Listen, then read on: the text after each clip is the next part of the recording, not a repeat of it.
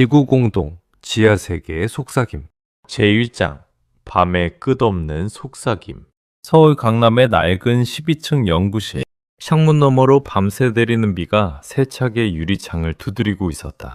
빗방울 하나하나가 창을 때리는 소리가 마치 지구의 깊은 심연에서 올라오는 규칙적인 진동처럼 느껴졌다.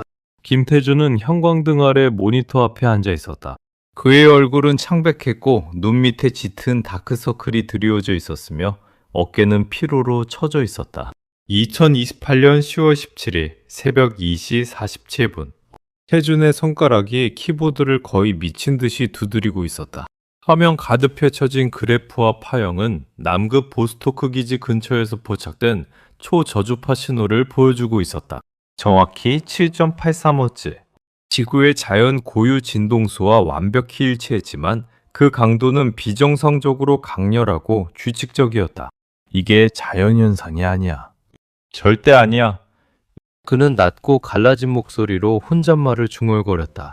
데이터 로그를 스크롤해보니 지난 3개월 동안 정확히 같은 패턴이 밤마다 반복되고 있었다. 지구 내부 깊은 곳에서 올라오는 살아있는 거대한 심장박동 같은 그 리듬은 점점 더 강해지는 느낌이었다. 태준은 천천히 창밖으로 시선을 돌렸다. 빗속에서 번쩍이는 네온 사인들이 붉고 푸른 빛을 사방에 뿌리고 있었다. 그의 머릿속에 오래된 전설들이 스치듯 떠올랐다. 지구가 속이 텅 비어있고 북극과 남극에 거대한 구멍이 뚫려 있으며 그 안쪽에는 또 하나의 태양이 떠있고 잊힌 고대 문명이 번성하고 있다는 이야기들. 그는 피식 웃으며 고개를 저었다. 과학자로서 이런 환상을 믿는 건 정말 미친 짓이지. 하지만 화면 속 데이터는 결코 거짓말을 하지 않고 있었다. 그것은 오히려 그를 조용히 그러나 집요하게 압박하고 있었다. 갑자기 모니터가 순간적으로 깜빡였다. 화면 오른쪽 하단에 작은 팝업 창이 불쑥 떠올랐다. 긴급 메일, 국제극지연구소 소장 발신. 내용은 충격적으로 간단했다. 남극 보스터키즈로부터 380km 지점에서 드론 탐사 중 원형 구조물 발견. 직경약 320m. 모든 레이더 완전 불투과. 즉시 현장 파견 지시. 팀장으로 김태준 박사 선임.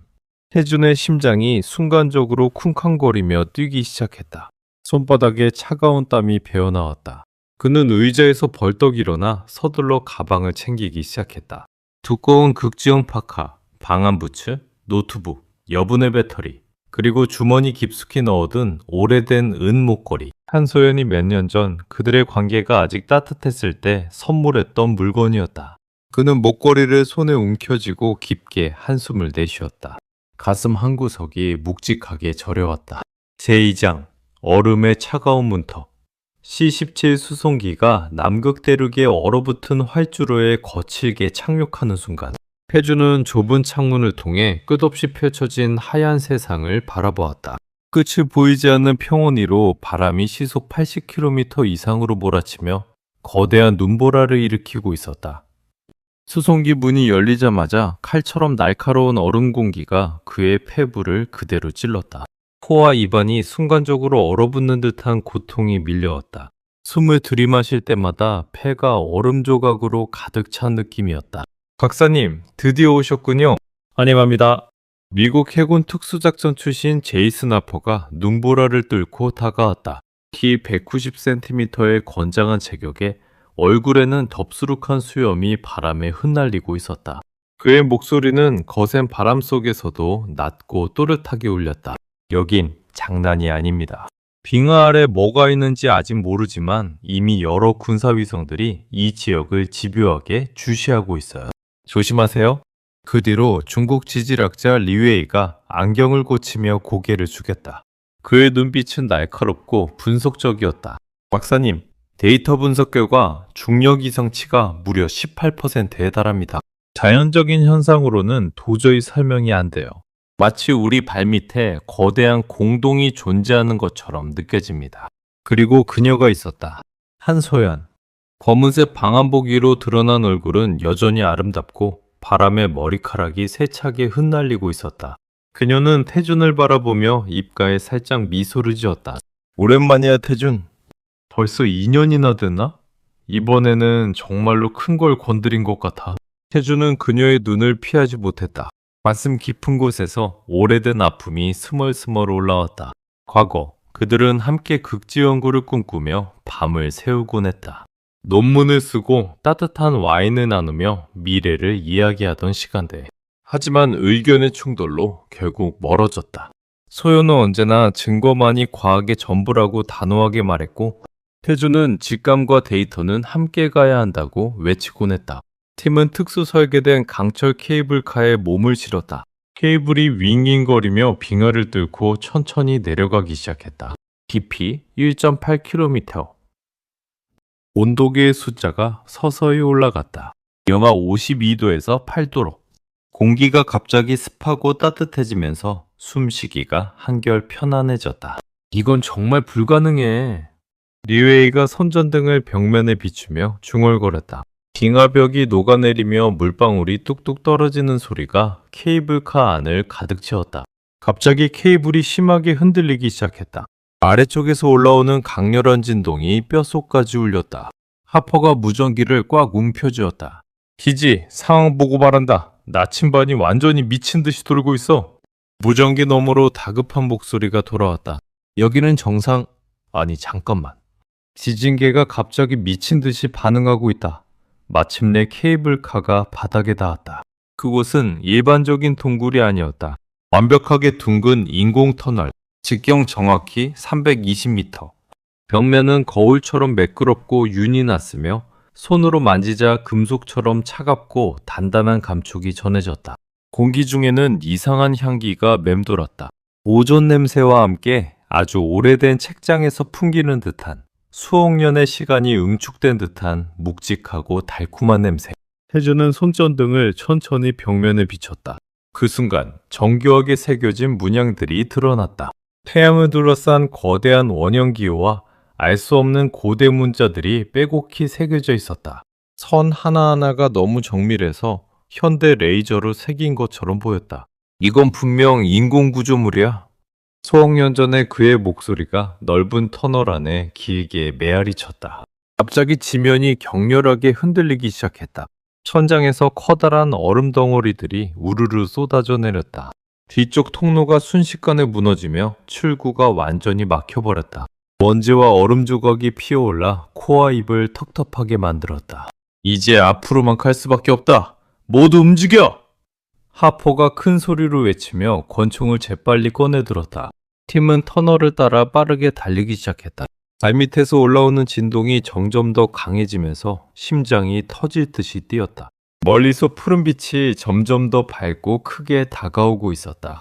제3장, 완전히 뒤집힌 하늘. 아래 터널의 끝에 다다른 순간 그들은 말로 표현할 수 없는 세상을 마주했다. 거대한, 끝이 보이지 않는 공간. 그것은 천장이 아니었다. 끝없이 위로 휘어진 거대한 공면이 하늘처럼 펼쳐져 있었다.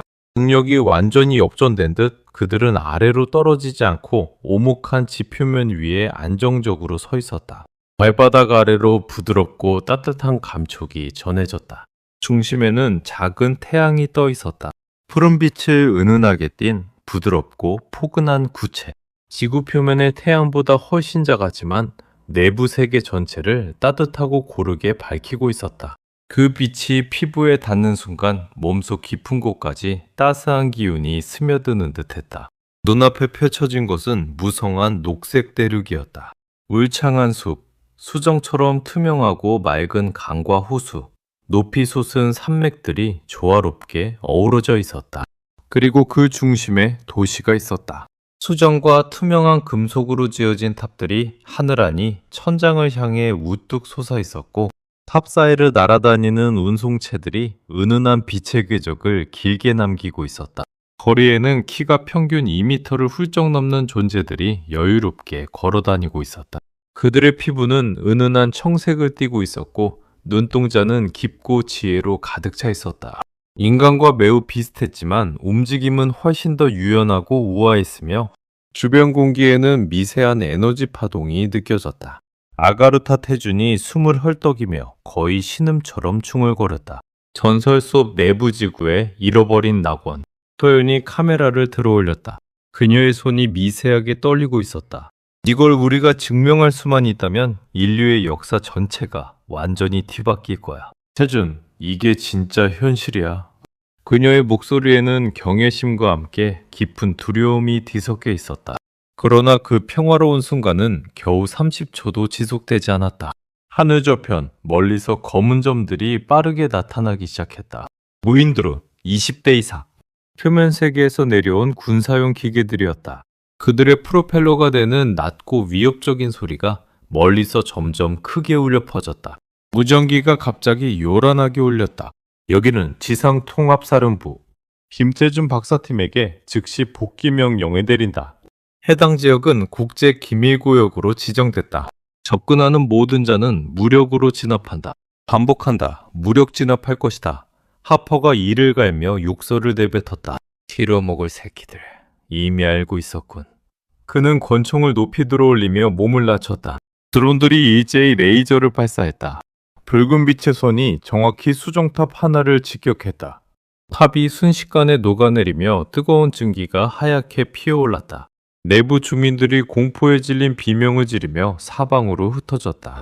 공기 중에 타는 플라스틱과 금속 냄새가 역하게 퍼져나갔다. 태준 일행은 미친 듯이 도시 안쪽으로 달리기 시작했다. 좁고 복잡한 골목길, 바위 밑에 깔린 투명한 포장도로가 발바닥을 따뜻하게 데워주었다. 그러나 뒤에서는 드론의 프로펠러 소리가 점점 더 가까워지며 죽음의 그림자를 드리우고 있었다. 제4장 고대의 지혜로운 후예. 그들은 숨을 헐떡이며 한 거대한 사원 같은 건물 안으로 뛰어들어갔다. 문이 자동으로 조용히 열렸다. 안쪽 공기는 시원하고 상쾌했으며 은은한 허브 같은 향기가 코를 간지렸다. 중앙 홀에 서 있는 존재가 그들을 조용히 맞이했다. 키 2.45m의 장신, 긴 은발이 어깨까지 부드럽게 흘러내렸다. 피부는 청색이었지만 혈관이 은은하게 빛나고 있었다. 그의 눈동자는 별이 가득한 밤하늘처럼 깊고 현명했다. 나는 엘리야. 아틀란티스의 마지막 후손이자 아가르타의 수호자다. 너희는 표면 세계의 세 번째 문명, 그리고 아마도 마지막 기회가 될 것이다. 엘리야의 목소리는 낮고 공명감이 강했다. 마치 직접 머릿속에 울리는 듯한 느낌이었다. 그는 천천히 손을 들어 올리자 아름다운 홀로그램이 허공에 떠올랐다. 내부 세계의 방대한 역사가 입체적으로 펼쳐졌다. 수억 년 전 지구 표면에 첫 번째 고도로 발달한 산업 문명이 번성했다. 거대한 도시들, 하늘을 자유롭게 나는 비행체, 놀라운 에너지 기술. 그러나 대형 운석 충돌과 극심한 기후 붕괴로 멸망의 위기에 처하자 그들은 지구 내부로 대피했다. 내부 태양을 창조하고 이 거대한 공동을 개척하며 새로운 문명을 일구었다. 두 번째 문명은 약 12,000년 전 표면 세계의 아틀란티스와 레무리아 문명. 그들 중 일부도 결국 내부로 들어와 아가르타에 합류했다. 우리는 오랜 세월 동안 지표면이 다시 안정되기를 기다려왔다. 그런데 너희 인간들은 너무 빠르게 그리고 너무 위험하게 발전했다. 엘리야가 조용하지만 단호한 목소리로 말했다. 그는 내부 태양을 가리키며 이어 말했다. 저것은 제로 포인트 에너지의 완전한 결정체다. 무한하고 깨끗한 힘. 표면 세계의 석유, 석탄, 핵에너지 따위와는 비교 자체가 불가능하다. 그러나 너희 정부들은 이미 수십 년째 그 힘을 독점하려 혈안이 되어 있다. 하퍼가 총을 꽉 움켜쥐었다.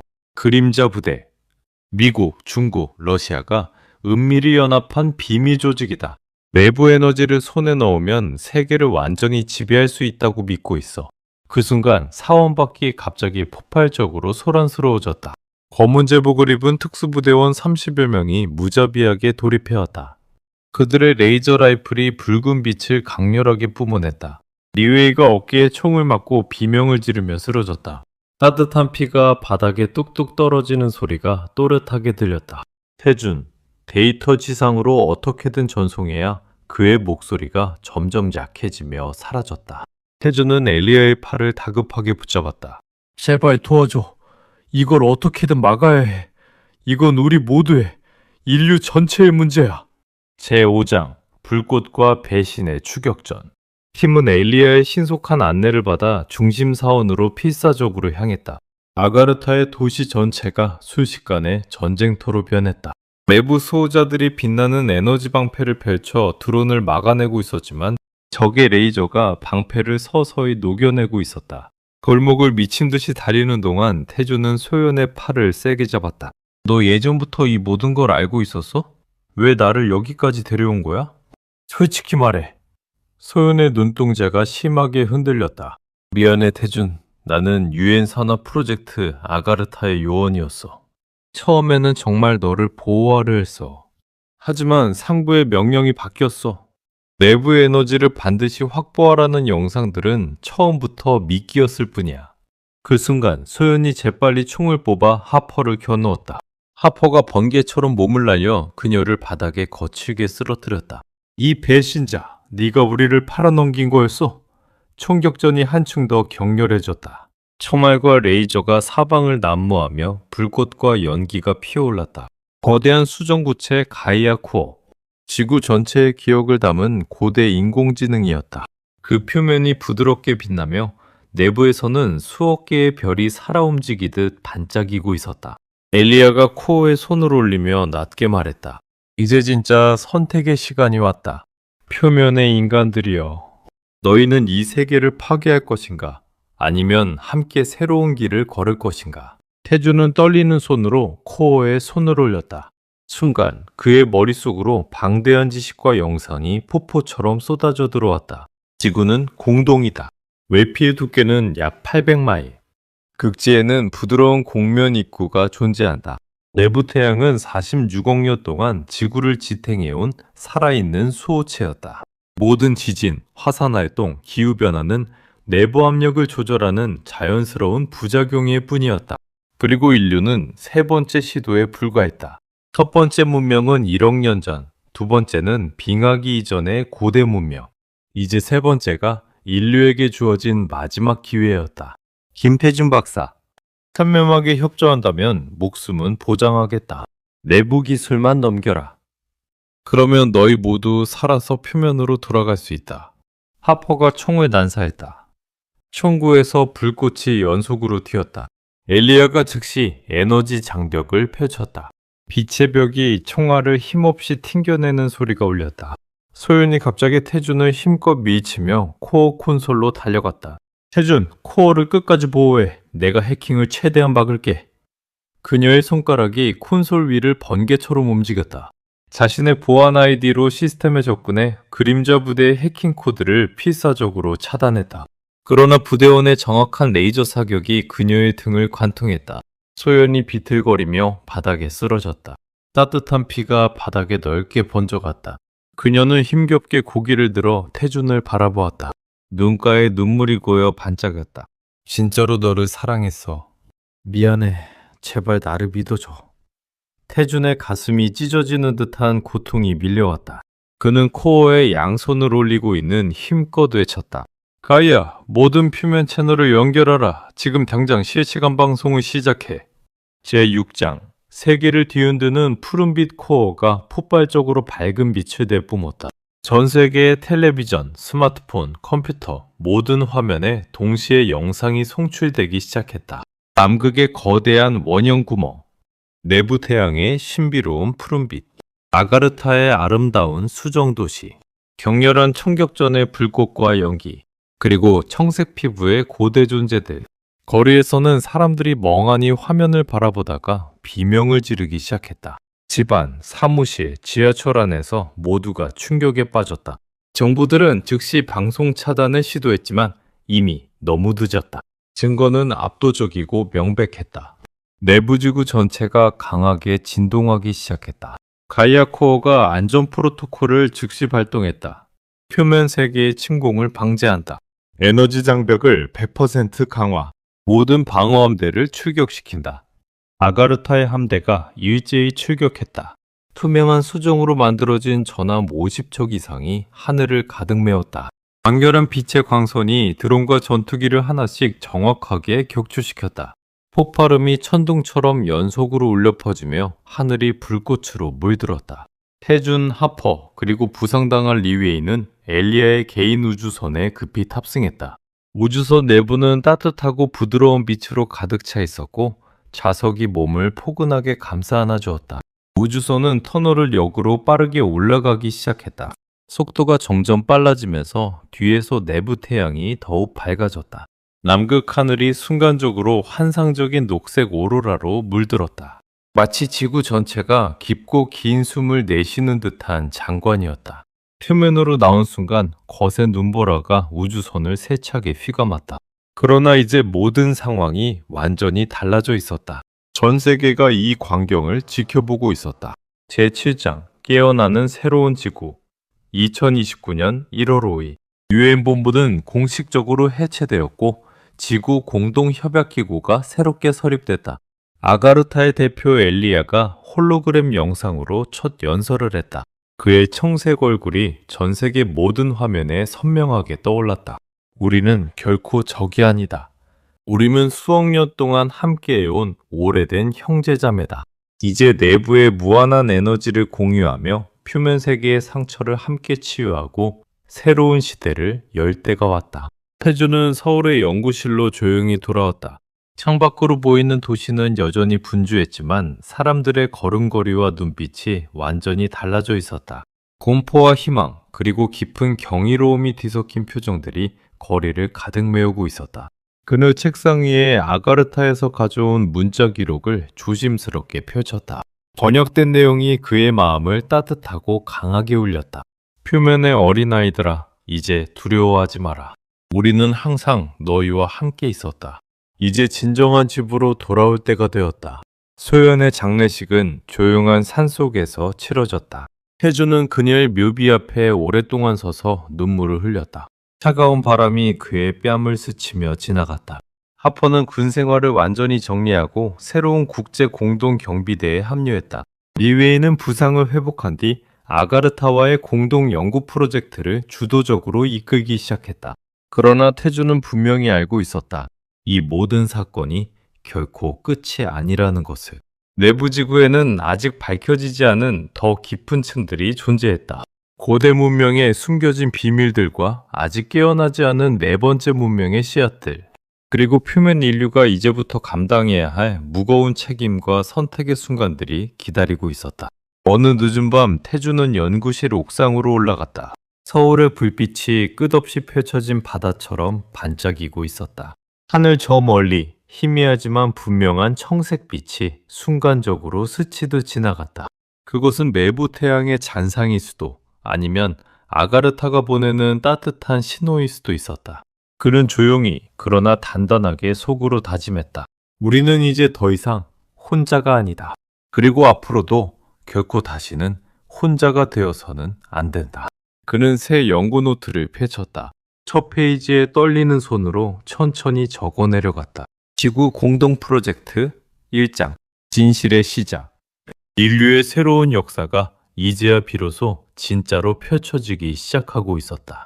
멀리 남극에서는 여전히 거센 눈보라가 몰아치고 있었지만 그 깊은 아래에서는 따뜻하고 영원한 푸른빛이 수억 년 동안 한결같이 변함없이 빛나고 있었다. 그리고 가끔 극지의 차가운 바람 속에서 아주 미세한 그러나 분명한 속삭임이 들려오는 듯 했다.